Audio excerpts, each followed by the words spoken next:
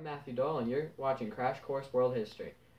And today we're going to talk about the Rwandan Genocide, so called because it was a genocidal mass murder of Tutsis and modern Hutus by members of Rwanda's majority Hutu population.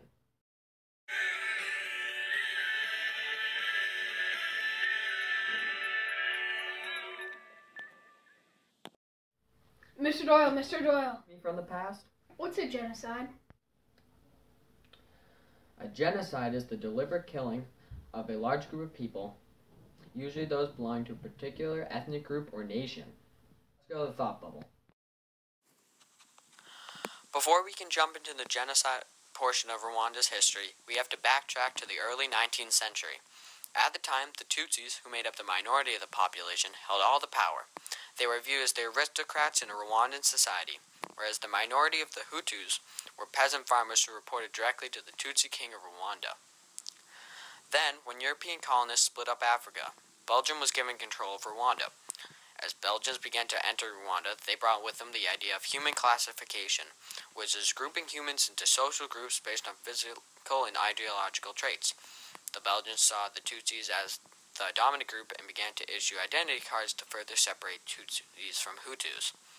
The Tutsis received privileges over the Hutus, such as rights to education and priority in the job market, while the Hutus were used as forced labor and treated as inferiors. Now we jump forward to the late 1950s, where revolutions were sparking up all over Africa. In Rwanda, the Hutus, making up the majority of the population, rebelled against Belgian rule and saw this as their opportunity to reverse the system of power. When Belgium finally pulled out of Rwanda, it allowed the Hutus to assume government power, and without Belgian support, the Tutsis were left unprotected for the next 3 decades, as the Hutus began to exert their newfound power over the Tutsis to assert their dominance.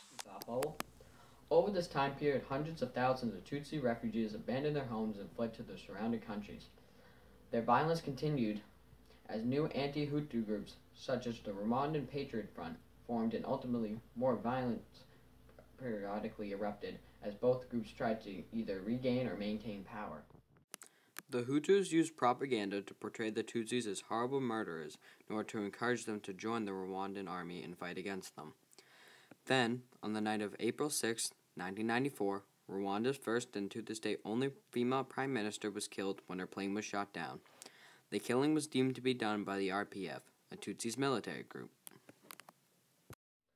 That night, a message was heard across all of Rwanda on every radio and every Hutu house.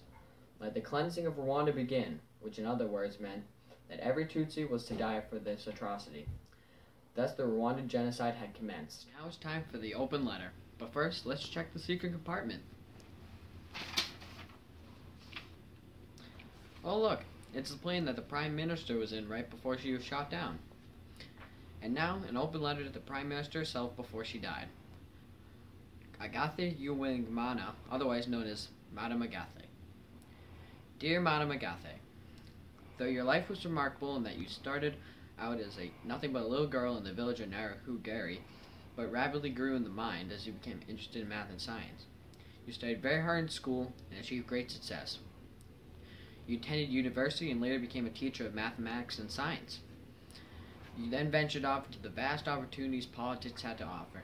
And as you grew more comfortable with your position, you began to strive to rise through the political ranks, eventually gaining enough popularity to become elected Rwanda's first female prime minister on July 17, 1993.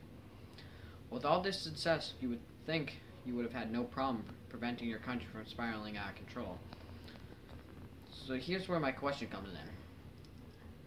Was it a matter that you simply didn't see the imminent danger your country was in and the violence that was about to ensue? Or did you simply not care enough to put the time and money and supplies into keeping things in order? Sincerely, Matthew Doyle. Back to the lesson. So we can finally jump to the following and rather bloody events that make up the Rwandan genocide. Following the radio announcement on April 6, 1994, the official task of rounding up the Tutsis had commenced and was in full motion throughout Rwanda. The roundup involved the Hutu military dispatching special warfare groups joined with citizen Hutus, many themselves forced into joining through threatening with execution if they failed to cooperate, going out and capturing all the Tutsis. Many were put in prison camps where thousands died from disease, malnutrition, starvation, torture, abuse, or sentencing. Many Hutus viewed the Tutsis as subhuman, and after years of exile as foreign, and therefore used that as their excuse for killing them, as they viewed them as having no value in the world, and by that definition, they were fit, if not destined, to die. Hundreds of thousands more died, trying to protect themselves by fighting back against the Hutus. Those who made it to refugee camps had a low survival rate, as overpopulation, lack of resources, violence, and disease caused widespread death. These acts of violence are attributed to a 100-day span from April 6 to July 16, 1994, where in this short period of time an estimated 800,000 Tutsis and some moderate Hutus were slaughtered. Some reports go as far as saying the number was even closer to 2 million. In the end, radical Hutus took the lives of approximately 20% of the country's total population and were able to kill off 70% of the Tutsis then living in Rwanda. Years after the genocide, investigation cases were instituted to further research the problems that led to these atrocities and to see the main instigators of the situation. In doing so, truths were revealed that could have changed the outcome of what was in fact a smaller version of a civil war. One such truth was that just before the Prime Minister's assassination, as tensions were growing between the Rwandese government and RPF, an organization was created called the United Nations Assistance Mission for Rwanda, which was a military operations force mainly comprised of Belgians who specialized in everything from negotiation tactics to self-defense. The group's goal was to get both groups to come to terms and make an agreement to settle all disputes. Though the UNAMIR continued to argue with the Rwandan government to come to terms, all efforts were overlooked as soon as the assassination had taken place, and then primary focus was switched from peaceful negotiation to war defense tactics to minimize the casualties.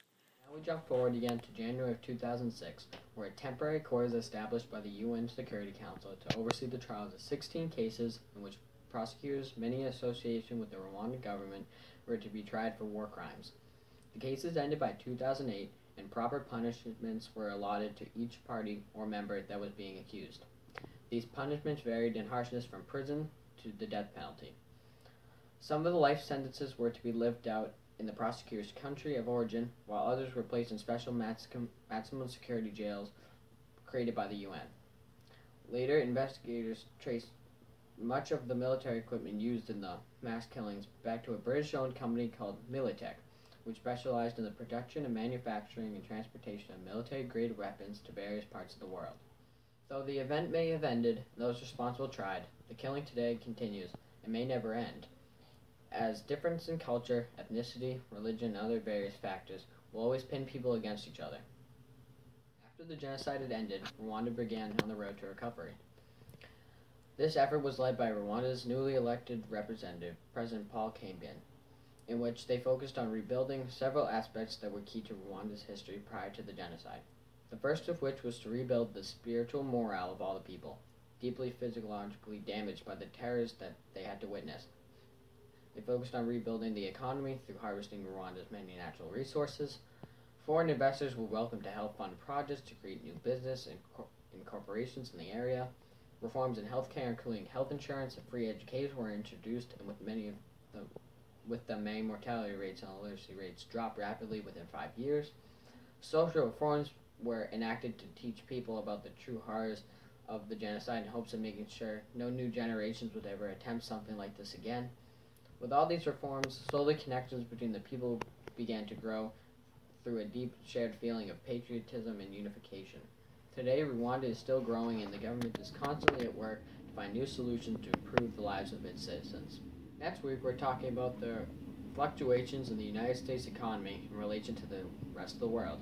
Until then, thanks for watching. I'm Matthew.